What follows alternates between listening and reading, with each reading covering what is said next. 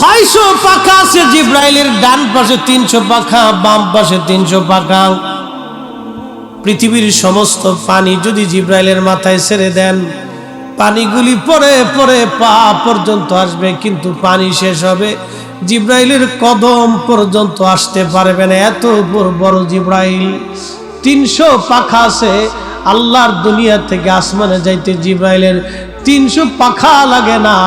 একটা পাখা দিয়ে একটা বাড়ি দিলে আসমান চলে যায়, একটা পাখা দিয়ে একটা বাড়ি দিলে জিব্রাইল আসমানে যায়।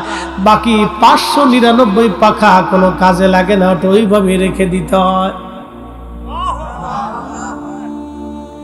এই জিব্রাইল আল্লাহকে বললেন, আল্লাহ বেহেশত দেখবো। আল্লাহ বলেন যাও। জিব্রাইল উড়তে লাগলেন, 600 পাখা দিয়ে বাইরে দিতে লাগলেন। 600 পাখা দিয়ে বাড়ি দেয়। উড়তে উড়তে জিব্রাইল ক্লান্ত হয়ে গেলেন, একটা খুঁটি পাইলেন, খুঁটির পাশে বসে বললেন, রব আর কত দূর আছে? আল্লাহ বলেন, জিব্রাইল কেবলমাত্র একটা খুঁটিতে গেছো, আরো 72,000 খুঁটি এখনো বাকি আছে। এক চিৎকার মেরে বলেন আল্লাহু আকবার। এ নবীর উম্মত, খুবই মনোযোগ দিয়ে শুনিয়া যান, কথাগুলি অনেক বড় দামি। আহা, পৃথিবী থেকে একদিন আমরা সবাই কবরে চলে যাব, একেবারে খালি হাতে চলে যাব, শূন্য হাতে, কিছুই নিতে পারবো না আমরা, সবাই তো চলে যাওয়া লাগবে। অতএব কি নিতে হবে? আল্লাহ কোরআনে বলে দিলেন, ইন্নাল্লাযীনা আমানু ওয়া আমিলুস সলিহাত। দুইটা জিনিস নিয়ে আসো, একটা ঈমান আর একটা আমল। ঈমান আর আমল, ঈমান আর আমল। এরপর আল্লাহ পাক বললেন, ওয়াল আসরি ইন্নাল ইনসানা লাফি খুসরিন ইল্লাল্লাযীনা আমানু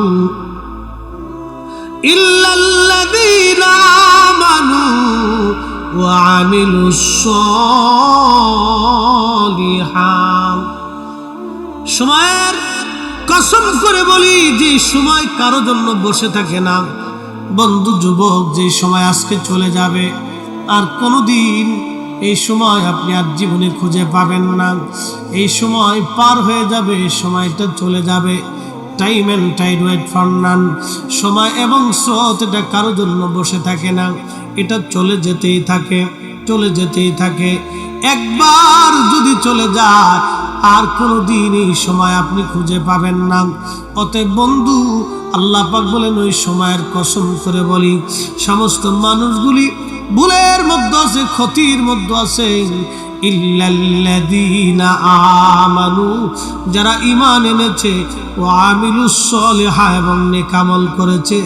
এই দুই শ্রেণী ব্যতীত সব মানুষগুলি মহা ভুলের মধ্যে আছে, মহা ক্ষতির মধ্যে আছে।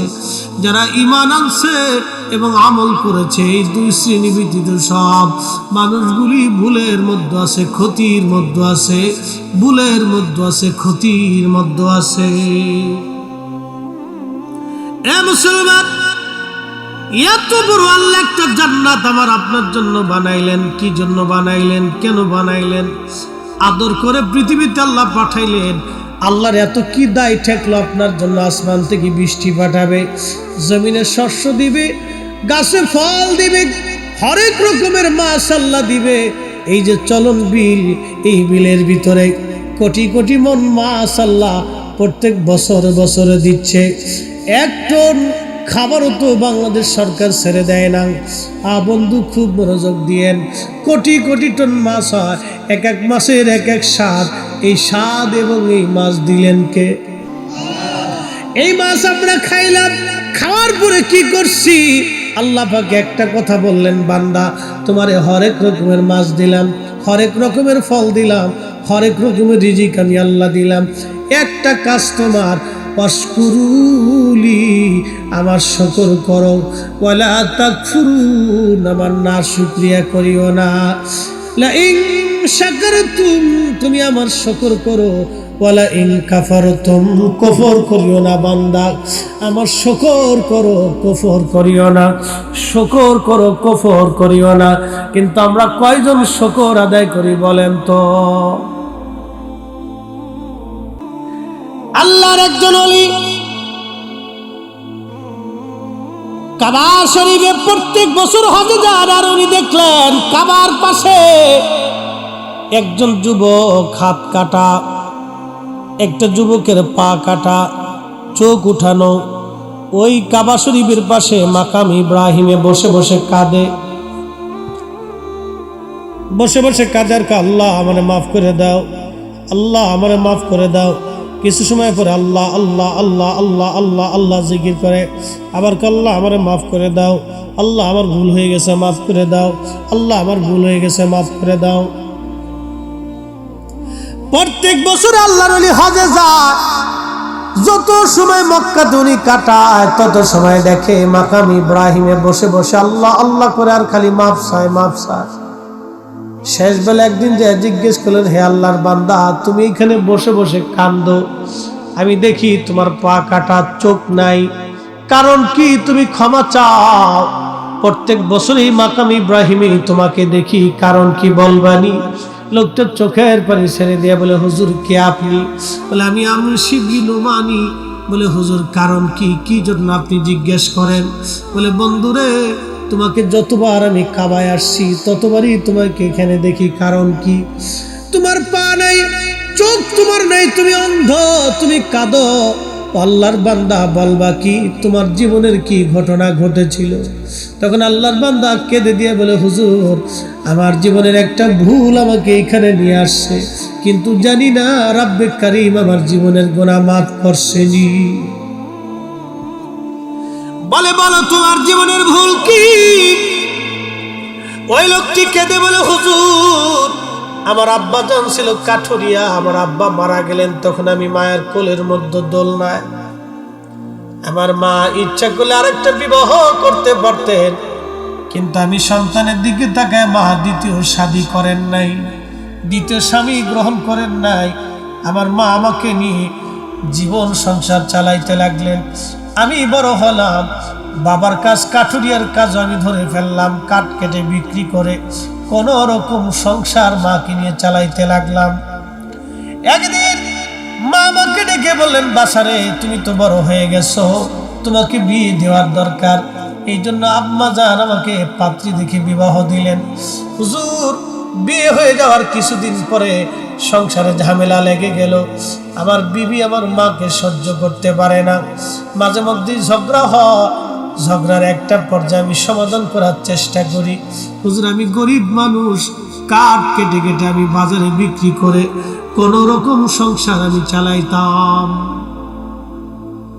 ও আল্লাহর ওলি, একদিনের একটা ঘটনা, আমি সকালবেলা ফজরের নামাজ পড়ে আমি আমার বিবি সাহেবকে বললাম, বিবিরে আমি জঙ্গলে চলে যাচ্ছি কাঠ কাটার জন্য, দুপুরের খাবারটা আমাকে জঙ্গলায় পৌঁছাই দিও। আমি কথা বলে চলে গেলাম। সকাল সকাল সেদিন বেরিয়ে গেলাম, সারাদিন কাঠ কাটলাম, কিন্তু আমার বিবি আমার জন্য জঙ্গলে খাবার পাঠাই নাই।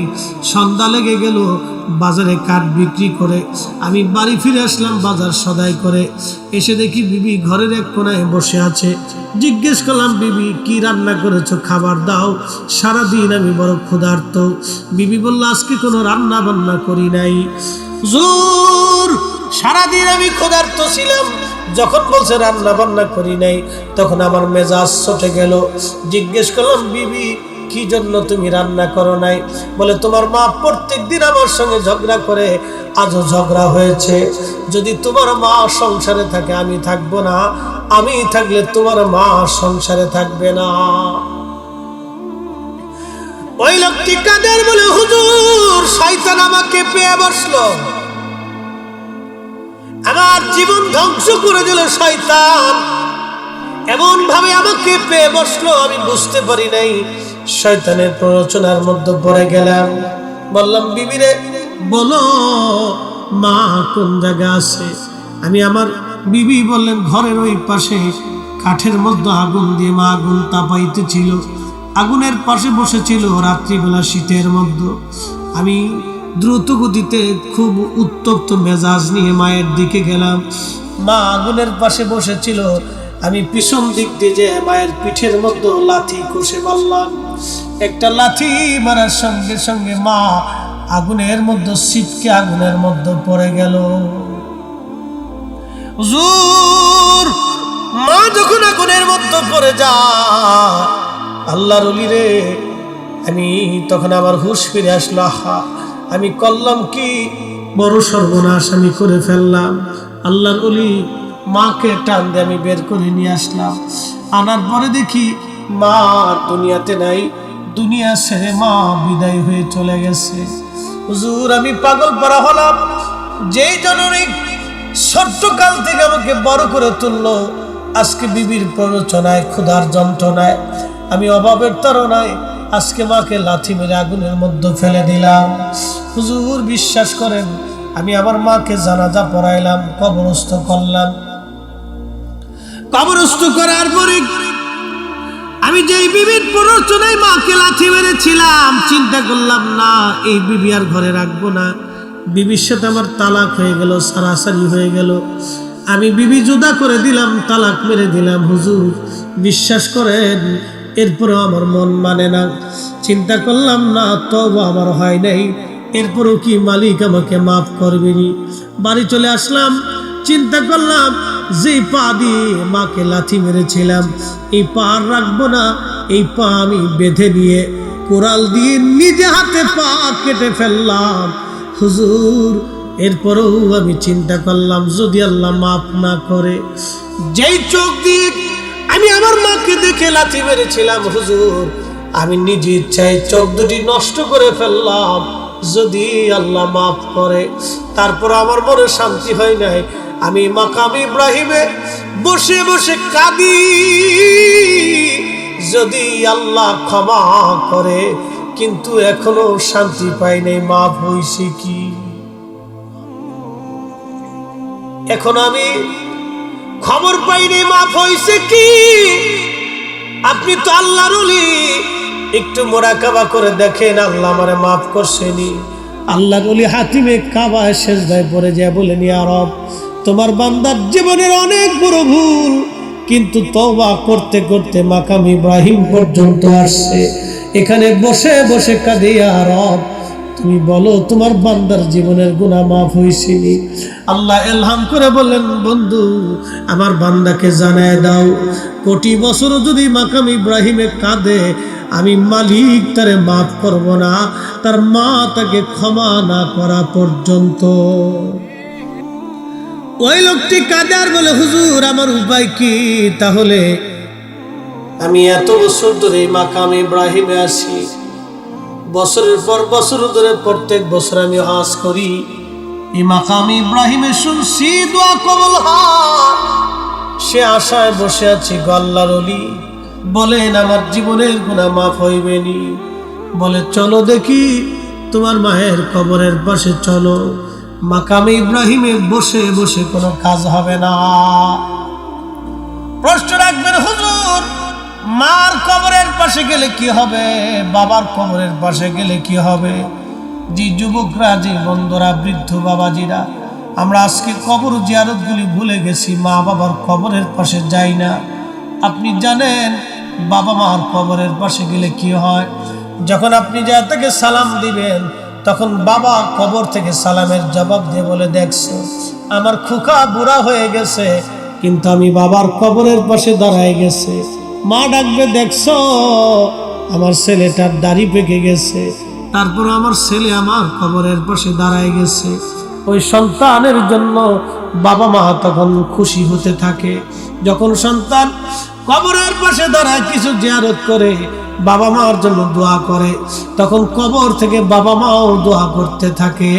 একবার জোরে বলা যাবে কি সুবহানাল্লাহ? ওই কবর থেকে তারা চিনে, তারা দেখে। আপনি দেখেন না, আপনি চিনেন না, সেটা আপনার দোষ। ওই কবর থেকে তারা চিনে। আপনি যে কবরের পাশে যে দাঁড়িয়েছেন, সালাম দিয়েছেন, ওই কবরওয়ালা আপনি চিনি, আপনাকে দেখে, আপনি দেখেন না। তা না হলে সালাম দেওয়ার অর্থ কি? যে সালামের জবাব দিতে পারে না, সালাম দিতে শোনে না, তাকে সালাম কি করে দিবে? প্রত্যেক কবরওয়ালারা আপনাকে দেখে, কিন্তু আপনি দেখেন না। প্রিয় নবীজি একদিন বদরের প্রান্তরে কাফেরদের লাশগুলি কুয়ার মধ্যে ফেলে দেওয়া হয়েছিল। বদরের সেই কুয়া এখনো আছে মসজিদের পাশে, বদর মসজিদের পাশেই কুয়া। এই কুয়ার পাশে দাঁড়ায় নবী বলতেছে, এ উতবা, সাইবা, আবুল আহাব, মুগিরা, আবু জেহেল, তোমাদেরকে না বলেছিলাম, কালেমার দাওয়াত দিয়েছিলাম, বুঝলি? আজকে তো আল্লাহর কাছে চলে গেছিস, বুঝতো এবার, দেখ তো আমি সত্য না মিথ্যা, এখন আল্লাহর কাছে যে বুঝবি। হযরত ওমর পিছন থেকে বলেন, ইয়া নবী আল্লাহ, ওরা তো মরে গেছে, মরা মানুষের কথা শুনে নবী বলেন, ওমর, ওই মালিকের কসম করি যে মালিক আমাকে সত্য সহ নবী করে পৃথিবীতে পাঠিয়েছে, তুমি যেরকম শোনো তোমার চাইতে তারা বেশি শোনে, তুমি যেমন দেখো তোমার চাইতে তারা এখন বেশি দেখতেছে। কাফেররা মরার পরে দেখে, তো মুসলমান কি করবে বলেন তো? এই জন্য কবরের পাশে যাবে। এই যারা পিতামাতা কবরে চলে গেছে, মায়ের কবরের পাশে যে দাঁড়াবেন, হাত তুলে কেঁদে দিবেন। বাবার কবরের পাশে দাঁড়াবেন, প্রত্যেক জুমাতে যাবেন, প্রত্যেক ফজরে যাবেন, সুযোগ হলে, কাজ না থাকলে প্রত্যেক ফজরে বাবার কবরের পাশে দাঁড়িয়ে যাবেন। এই আমল ভুলে গেছি আজকে আমরা, এই সুন্নতের কথা মনেই নেই আমার। আল্লাহ রাসূল বলেন, শেষ জামানাতে আমার একটা সুন্নতকে যদি তোমরা আঁকড়ে ধরো, ঠিকমতো পালন করো, 100 শহীদের সওয়াব তোমাদের আমলনামায় হবে। আরো জোরে। হযরত ফাতেমাতুজ জাহরা প্রত্যেক জুমাতে হাউদে চড়ে, উটের পিঠে চড়ে উহুদে যে আমির হামজার মাজার শরীফের পাশে যে দোয়া করতেন, দাদার জন্য দোয়া করতেন আর কাঁদতেন। দাদা খুব ভালোবাসতো ফাতেমাকে। হযরত আমির হামজার দাদা ছিলেন, খুব ভালোবাসতো ফাতেমাকে। এত ভালোবাসতো, ফাতেমার বিয়ের সময় উট দুম্বা কুরবানি করে, আমার নাতির বিয়ে হচ্ছে, উট দুম্বা জবাই দিয়ে ফাতেমার অলিমা খাওয়াইছিলেন এবং খুব কেয়ার করতেন ফাতেমাকে। এই জন্য ফাতেমা সারা জীবন কৃতজ্ঞ ছিলেন দাদার প্রতি। প্রত্যেক জুমাতে দাদার কবরের পাশে যে দাঁড়ায় কাঁদতেন আর দাদার জন্য দোয়া করতেন। এটার নাম কৃতজ্ঞতা। আমরা অকৃতজ্ঞ হয়ে গেছি, ভাবতেছি মসজিদে নামাজ পড়ে সেজদা দিয়ে বেহেশত চলে যাবো নাকি। হ্যাঁ, আমরা দিন যত যাচ্ছে তত অকৃতজ্ঞ হচ্ছি, দিন যত যাচ্ছে তত নফল ইবাদত থেকে আমরা সরে যাচ্ছি। কথা বলেন ঠিক কিনা? আমরা তো নফল ভুলেই যাচ্ছি, অথচ নফলের দাম কত জানেন? এই নফলের দাম কত? নবীজি বলছেন, উম্মত বান্দা যখন ফরজ ইবাদত করার পরে নফল করে, তখন আল্লাহ রাব্বুল আলামিন নফল ইবাদতের কারণে বান্দার দুইটা চোখ আল্লাহর চোখ হয়ে যায়। আসতে বললেন কেন? আরো জোরে বলেন তো। কার চোখ? আল্লাহর চোখ। বান্দার চোখ আল্লাহর চোখ হয়ে যায়। বান্দার কান আল্লাহর কান হয়, বান্দার হাত আল্লাহর হাত হয়, বান্দার পা আল্লাহর পা হয়, বান্দার জবান আল্লাহর জবান হয়, বান্দার মাথার থেকে পা পর্যন্ত আল্লাহর হয়ে যায়। বান্দার ইজ্জত আল্লাহর ইজ্জতে পরিণত হয়। বান্দার ইজ্জতের জিম্মাদারি আল্লাহ নেয়, বান্দার রিজিকের জিম্মাদারি আল্লাহ নেয়। বান্দার চোখ জবান যা আছে সব আল্লাহর হয়ে যায়। এই জন্য ইমাম শাফি রাহমাতুল্লাহি আলাইহি ইরাকের বাগদাদ থেকে ইমাম শাফির কাছে চিঠি গেল। খলিফা হারুন রশিদ লিখলেন, হুজুর আপনি তাড়াতাড়ি ইরাকের বাগদাদে আসেন, রোম রাজ্য থেকে একদল লোক আসছে, অনেক বড় পণ্ডিত, জ্ঞানী, গুণী, সায়েন্টিস্ট আর দার্শনিক রোমান সম্রাট পাঠিয়ে দিয়েছে আমার দেশে বহস করার জন্য। বহস হবে মুসলিম এবং খ্রিস্টানদের মধ্যে। এই বহসের প্রধান মুবাহিস আপনি তাড়াতাড়ি করে ইরাকের বাগদাদে চলে আসেন। ইমাম শাফি ফিলিস্তিনে থাকতেন, উনি ফিলিস্তিন থেকে চিঠি লিখছে, আমি ইরাকের বাগদাদে যাব, বহস করব, কিন্তু শর্ত হলো সময় হবে বাদ জোহর, জোহরের নামাজের পরে, আর স্থান হবে দজলা নদীর পারে। আল্লাহু আকবার বলা যাবে? ইমাম শাফি লিখতেছেন দজলা নদীর পারে বহস হবে, সময় হবে জোহরের নামাজের পরে। খেলাটা দেখেন। ইমাম শাফি আসছে, বহসের সময় তারিখ হয়ে গেল। বিরাট বড় বহস, লক্ষ লক্ষ মানুষ আসছে। খ্রিস্টান এবং মুসলমানদের মধ্যে বহস হবে দেখার জন্য। হযরত ইমাম শাফি রাহমাতুল্লাহি আলাইহি বহসের সময় উনি গেলেন স্টেজে, কিন্তু স্টেজে উঠলেন না, নিচ থেকে বললেন, খলিফা আমাকে আগে জোহরের নামাজ পড়া লাগবে, পরে আমি বহাস করব। বললেন আমাকে একটা জায়নামাজ দেন। জায়নামাজ দেওয়া হলো। হযরত ইমাম শাফিঈ জায়নামাজ উনি স্টেজে বিছান নাই, জমিনের উপরে বিছান নাই, ওনার নিজের জায়নামাজ নিয়ে দজলা নদীর পানির উপরে জায়নামাজ বিছাইয়া জায়নামাজের উপরে দাঁড়াইয়া দজলা নদীর মাঝখানে যেয়ে নামাজ পড়তে লাগলেন। না হয় নাই, আরো জোরে, আরো জোরে। তেলের গাড়ি তেলে চলে, হাওয়ার গাড়ি হাওয়ায় চলে, বিনা তেলে চালায় গাড়ি নবী সুলাইমান, আমরা সেই মুসলমান। মসজিদে জুতা চুরি করে কি জাত মুসলমান, চিন্তা করি। মসজিদে জুতা চুরি করে হযরত ইমাম শাফিঈ জায়নামাজের উপরে নামাজ পড়া শুরু করলেন দজলা নদীর মাঝখানে। সুবহানাল্লাহ হবে? এরকম মুসলমান আছে না বগুড়াতে? শেরপুরে আছে না? যমুনা নদীর ভিতরে নামাজ পড়ে জায়নামাজ বিছিয়ে আছে।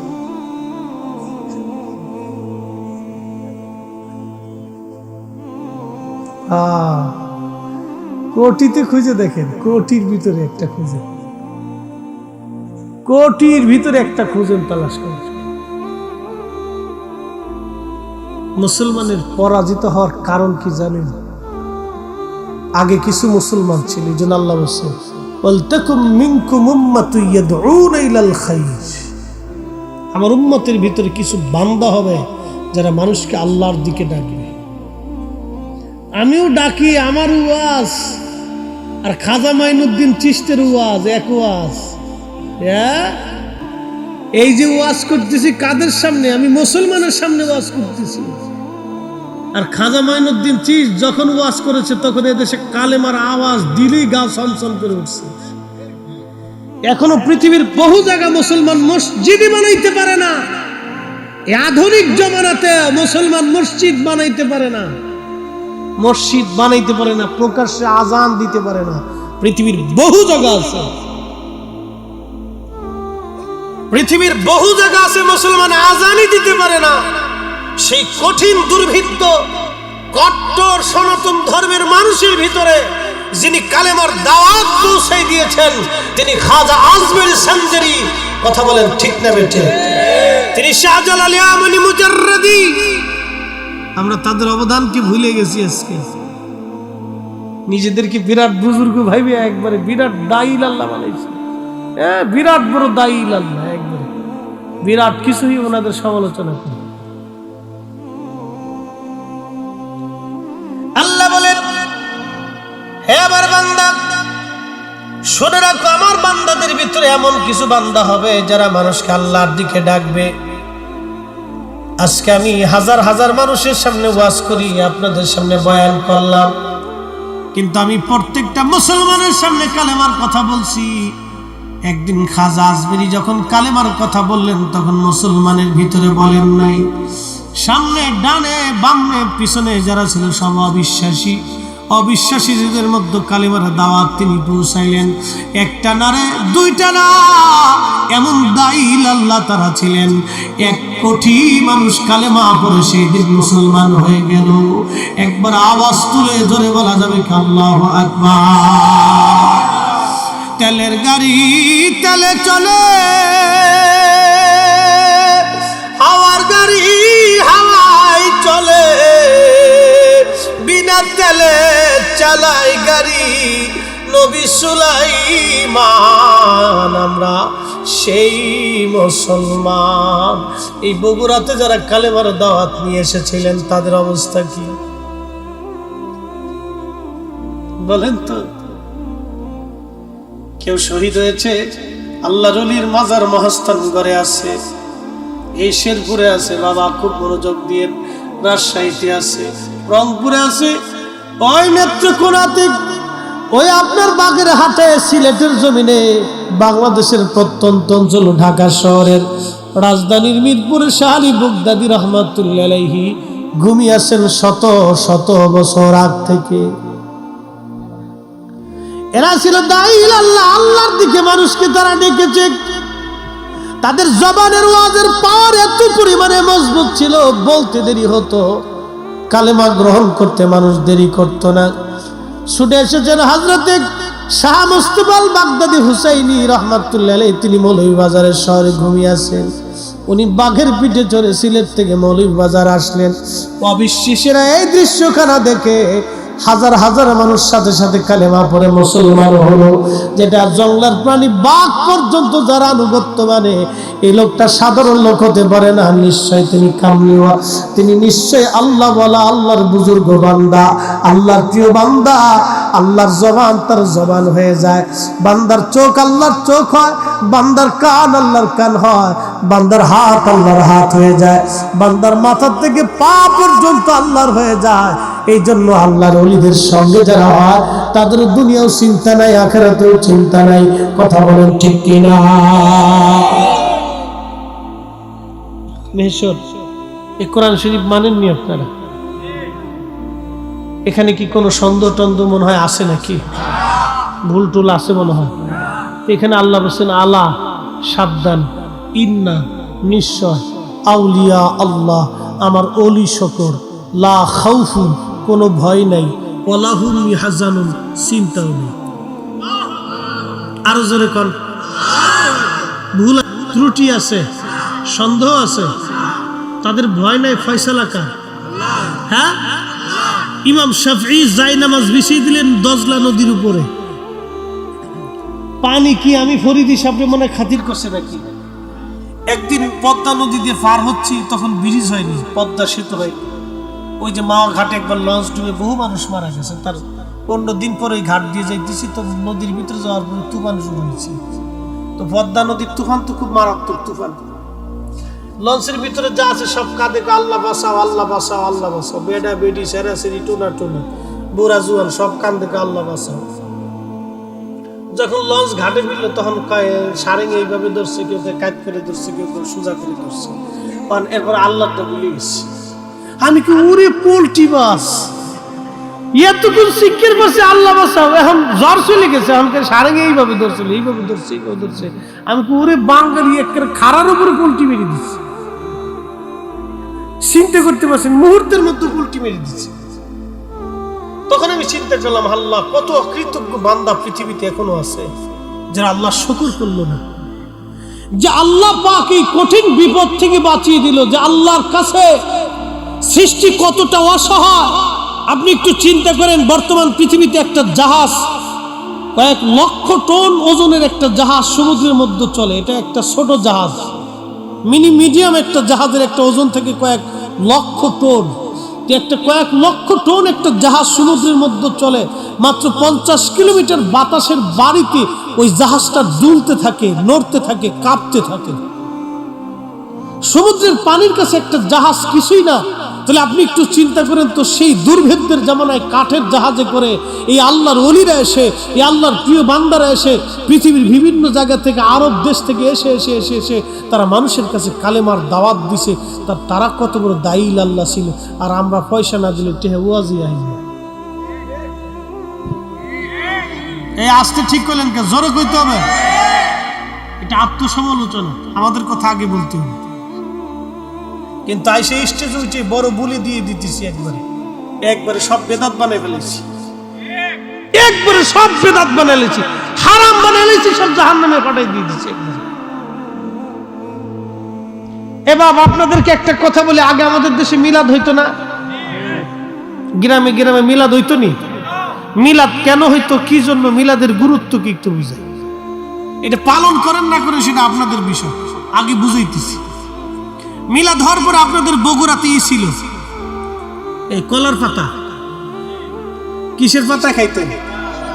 কলার পাতা, সিন্নি খাইতেন, খিচুড়ি খাইতেন। এটা আমরা ফরিদপুরে ছিল। এখন তো ভাই কত আত্মধনিক হয়ে গেছে, সিস্টেম চেঞ্জ হয়ে গেছে, কলার পাতাটা তো আর বড়াতে নাই। এই কলার পাতা আপনারা মিলাদ হইতো। ফজিলাত আমি হালাল হারাম পরে মাসালা আসতেছে, আগে বুঝাই।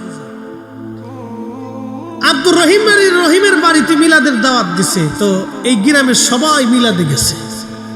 রহিম চিন্তা করলো আমার বাড়িতে মেহমান আসতেছে, তো কিছু মেহমানদারি করা লাগবে, তো খিচুড়ি পাকাইছে, কিছু মিষ্টান্ন পাকাইছে।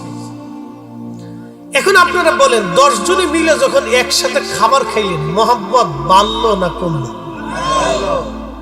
আচ্ছা, রহিম যে সবাই দাওয়াত করে আপনার জন্য মেহমানদারি ব্যবস্থা করছে, রহিম যে আপনাদেরকে দাওয়াত করে খাওয়াইলো, রহিমের রিজিক কি কমলো না বাড়লো? বাড়লো। আচ্ছা, এই যে আপনারা খাবার খাইলেন, খাবার খাওয়ার পরে চলে আসলেন, এখন রহিমের প্রতি আপনাদের মহব্বত বাড়লো না কমলো? কেন? রহিমের বাড়ি আমি একবেলা খাবার খাইছি, যদিও রিজিকের মালিক আল্লাহ, কিন্তু খাওয়াইছে রহিম আপনাকে। রহিমের প্রতি আপনার কি বাড়ছে? মহব্বত বাড়ছে।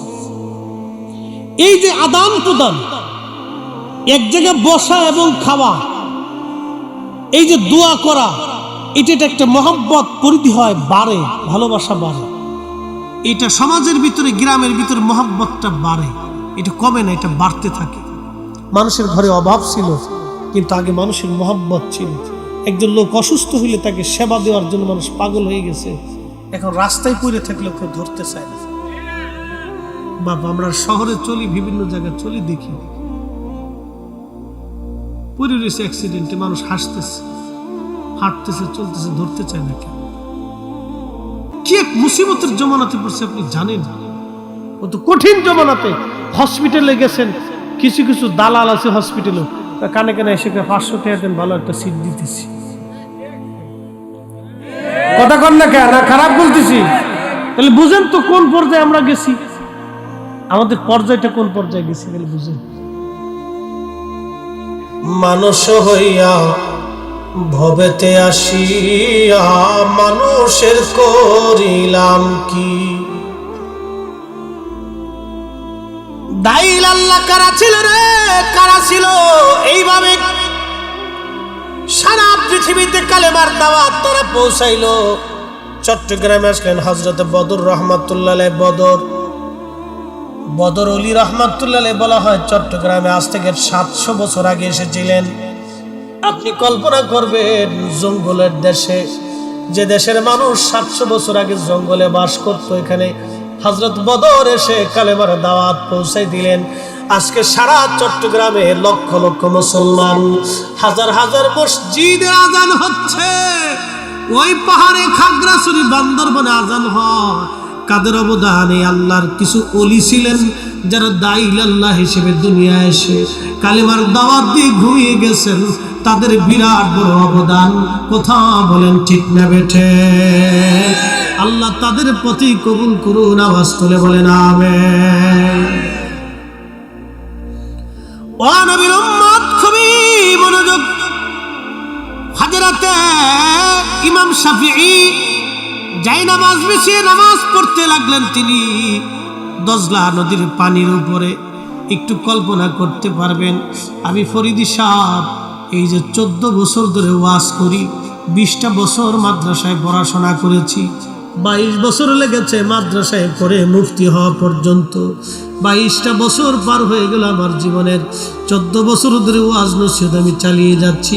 চিন্তা করেন, জীবনের প্রায় 40 বছর পার হয়ে যাচ্ছে। 40টা বছর পার হলো, 22টা বছর আমি পরিশ্রম করেছি একটা সার্টিফিকেটের জন্য। এই সার্টিফিকেটের নাম হলো মুফতি বা আমি কামিল পাশের একটা সার্টিফিকেট। এই একটা সার্টিফিকেটের জন্য আমার 22 বছর পরিশ্রম করা লাগলো। কিন্তু মাঝে মধ্যে নিজেকে ধিক্কার দিয়ে বলি, ফরিদি 22 বছরে একটা সার্টিফিকেট পাইলা, কিন্তু 22 বছর যদি আল্লাহ পাওয়ার জন্য তুমি চেষ্টা করতা, তাহলে অন্তত হলো আল্লাহ পাওয়ার একটা রাস্তা হয়ে যাইতো। কথা বলেন ঠিক কিনা? এই 22 বছর ধরে তো আমি আল্লাহ পাওয়ার চিন্তা করলাম না, খালি সার্টিফিকেটের পিছনে দৌড়াইলাম। এখন ওয়াজ নসিহত করতেছি, খালি পয়সার পিছনে দৌড়াইলাম, দুনিয়ার পিছনে দৌড়াইলাম। মাঝে মধ্যে নিজেকে আফসোস করে বলি, দুনিয়ার পিছনে দৌড়াইয়া সব কিছু হারাইলাম, কিছুই তো খুঁজে পাইলাম না। কিন্তু ইমাম শাফিঈ দজলা নদীর পানির উপরে যায় নামাজ বিছে নামাজ পড়া শুরু করলেন। এমন কিছু আল্লাহর প্রিয় ওলিরা জমিনের মধ্যে ছিলেন বিদায় মুসলমান এখনো মাথা উঁচু করে দাঁড়ায় রয়েছে, নতুবা আমরা পিঠে আর চামড়া পর্যন্ত তুলে ফেলে দেওয়া হতো। কথা বলেন না কেন, ঠিক না বেঠে? আমরা ভুলে গেছি অবদান, মনেই নেই, মনেই আমাদের নেই। ইমাম শাফিঈ পানির মধ্যে নামাজ পড়তেছে, লক্ষ লক্ষ মানুষ এই দৃশ্য দেখে হতবাক, আয়া করেটা কি? পানির উপরে নামাজ পড়তেছে।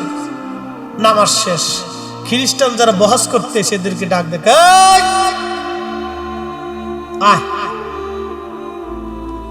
কে বহাস করবি, আয় তাড়াতাড়ি আয়।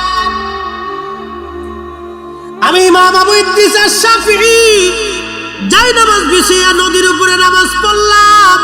তোদের কলিজায় যদি বহাস করার সাহস থাকে, আমার এই দজলা নদীর মাঝখানে আজকে বহাস হবে, তোদের সাহস থাকলে আয়। খ্রিস্টান যিনি মিশনারি প্রধান ছিলেন উনি করজোরে বললেন, হুজুর আমি কেন 14 গোষ্ঠীর পক্ষেও সম্ভব না এই দজলা নদীর মাঝখানে যাই আপনার সাথে বহাস করা। না সুবহানাল্লাহ,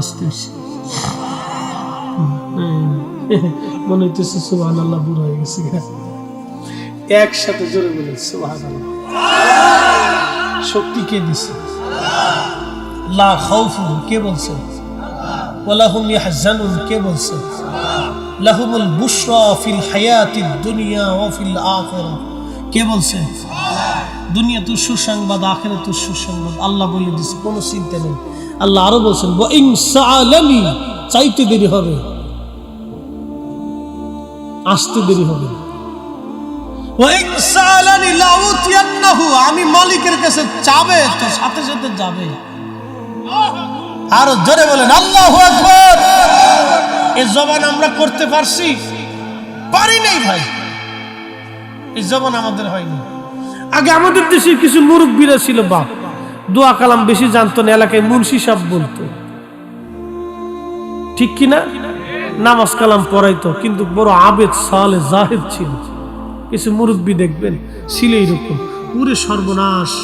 কত আবেদ জাহেদ সালে ছিল জানেন? কিছু খুব পাক্কা মুসল্লি ছিল।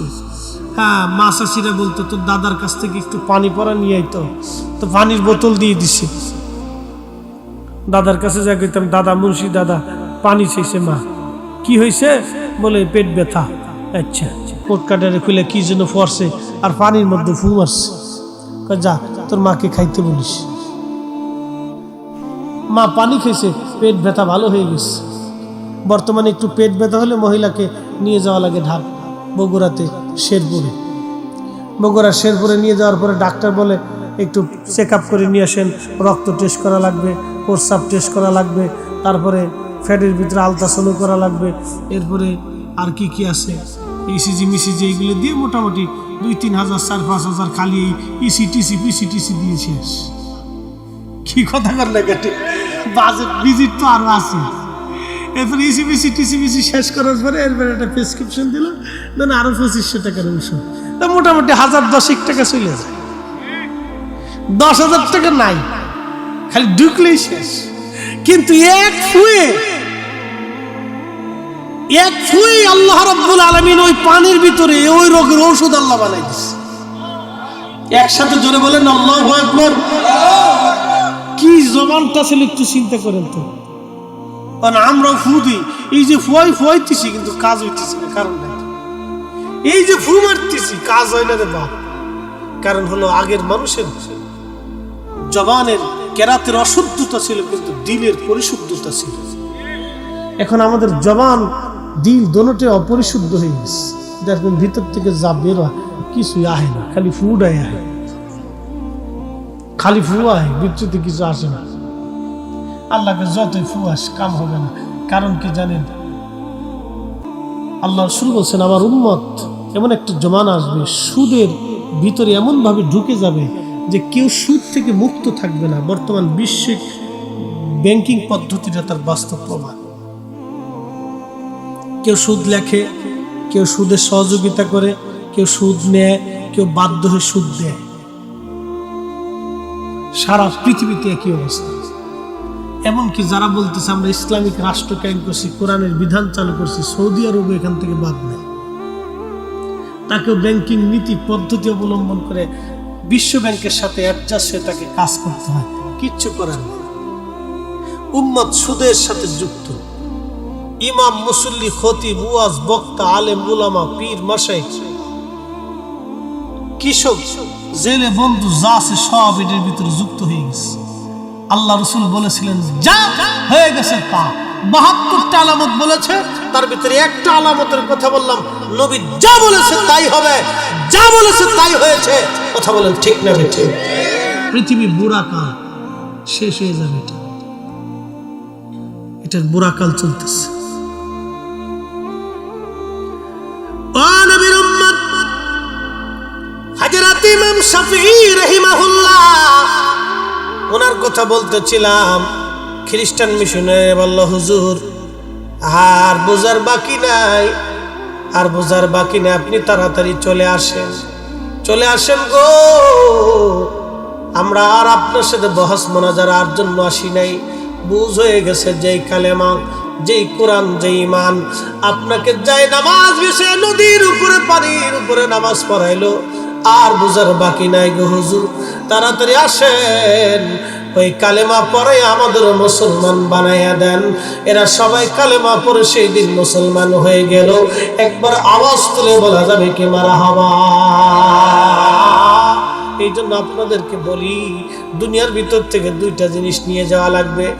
ইল্লাল্লাযীনা আমানু ওয়া আমিলুস সালিহাত। একটা হলো নেক আমল, আর একটা হলো ঈমান। একটা ঈমান আর একটা আমল। ঈমান ও আমল, ঈমান ও আমল, ঈমান ও আমল, ঈমান ও আমল, ঈমান ও আমল। জিন্দেগি তোর যাইরে ফাঁকি দিয়া রে সোনার আদম, জিন্দেগি তো যায় ফাঁকি দিয়া। ও আদম রে,